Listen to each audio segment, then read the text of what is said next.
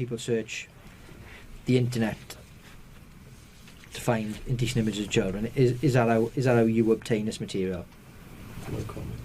This is Lewis Edwards, at the time a serving police officer, no commenting his way through a police interview. Barely moving, barely audible. This type of material. No comment. Today, the 24-year-old was sentenced to life imprisonment. His victims, all girls he'd contacted on social media and aged between 10 and 16. It is clear that he not only gained sexual gratification from his offending, but that he also enjoyed the power and control that he had over these young girls. His reaction to their distress can properly be described as cruel and sadistic. His offending is significantly aggravated by the fact that he was a serving police officer. When Edwards was arrested at his home in Bridgend in February, he'd been in the police for just over 2 years. His offending by then prolific. Hiding his identity, posing as a teenage boy, he'd contacted more than 200 girls on social media, including Snapchat, on 30 occasions, even while at work.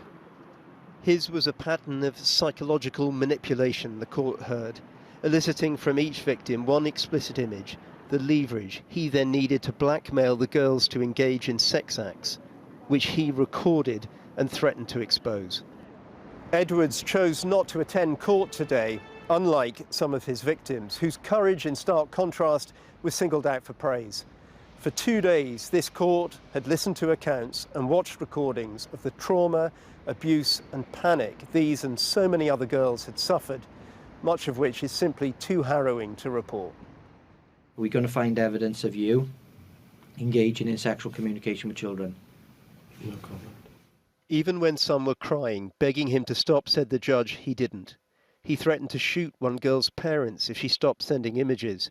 So traumatized was another, she slept with a hammer under her pillow. The court heard too from parents of victims. One said her daughter was now scared of the police, security guards and men in general, adding, "When I think how scared she was, alone in the dark, just a few yards away, it breaks my heart." Another that she totally underestimated the delicate balance between safety and privacy and danger and abuse. It's incredibly distressing to see this case today. The fact that Edwards was able to commit these crimes against children at such a large scale on social media is really disturbing.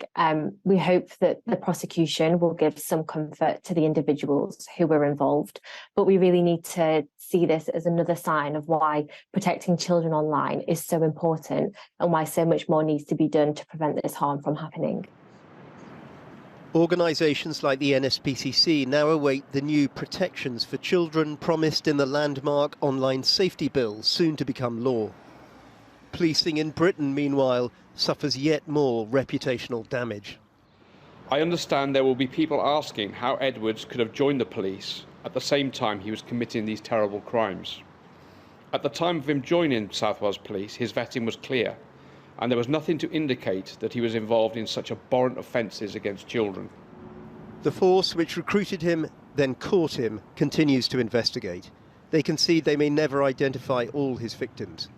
Edwards received multiple life sentences with a minimum term of 12 years.